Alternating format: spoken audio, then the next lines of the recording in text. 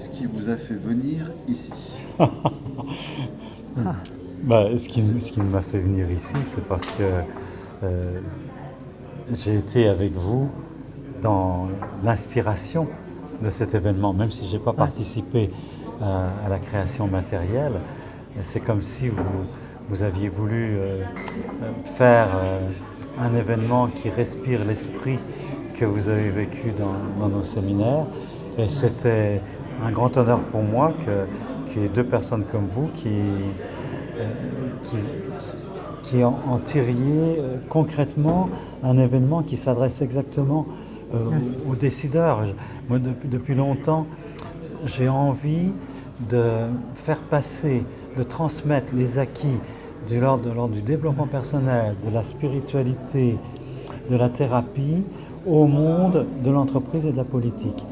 Et là, c'est un endroit extraordinaire pour partager et faire des liens. Et je me sens plein de gratitude pour le fait que vous ayez mis tout ce travail. Et je suis fabuleusement étonné et émerveillé de la réponse qu'il y a eu et de la qualité des gens qui sont là et de leur... Combien sont prêts finalement à se risquer sur des aspects qu'ils ne connaissent pas nécessairement beaucoup.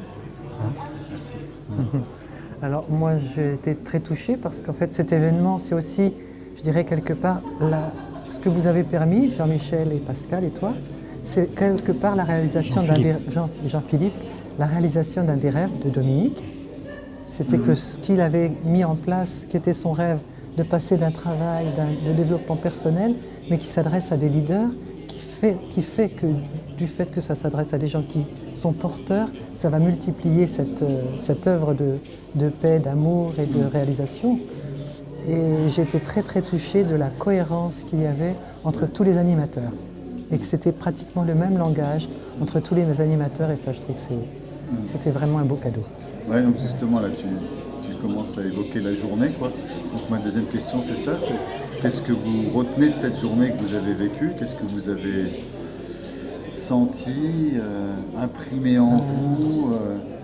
Qu'est-ce qui vous a touché, un peu comme une pellicule qui réagit à la lumière? Alors moi j'ai envie de commencer, c'est le fait de le savoir, mais là de le vivre vraiment, de sentir qu'on est nombreux à avoir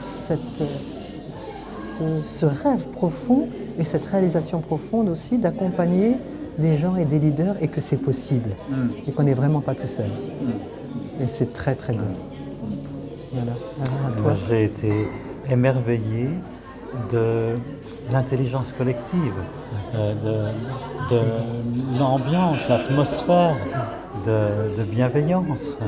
Il n'y a pas eu de coup de gueule, il n'y a pas eu de lutte de pouvoir. Non, dans des rassemblements comme ça, avec de gens qui viennent de l'entreprise et surtout de la politique, ça peut tout de suite tourner très au vinaigre ou très à l'affrontement. Hein.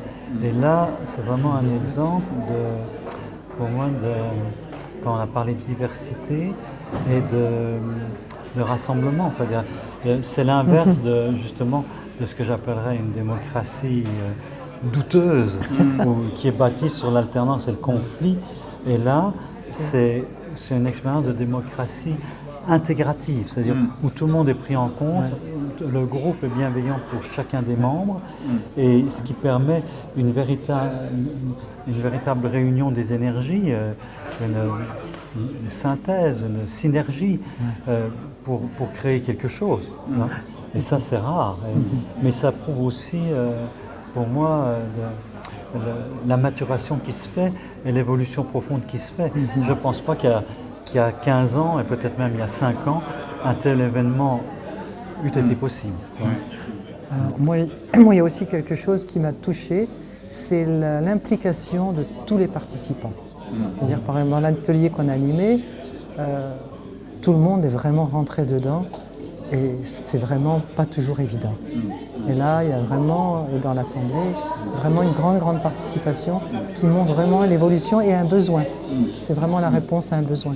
On pourrait penser que vu le chemin que vous avez fait, toute la réflexion que vous avez fait, dire ça y est, le leadership, vous n'avez plus grand chose à apprendre, hein, vous savez ce que c'est, etc. Hein.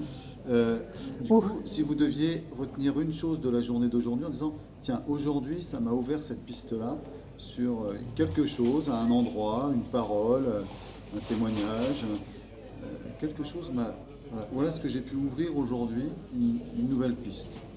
Ou une piste complémentaire à quelque Alors chose moi, qui est c'est déjà... pas une nouvelle piste, mais c'est beaucoup de participation, beaucoup d'expression de plusieurs personnes qui m'ont confirmé que c'était bon de garder l'espoir et de continuer et de garder vraiment le cap de notre passion. Ouais. Moi, ce que je dirais, c'est à travers des langages différents, les gens viennent de milieux différents, mais combien il y a une cohérence et que finalement les langages, on s'y retrouve assez vite sur un même plan, quoi.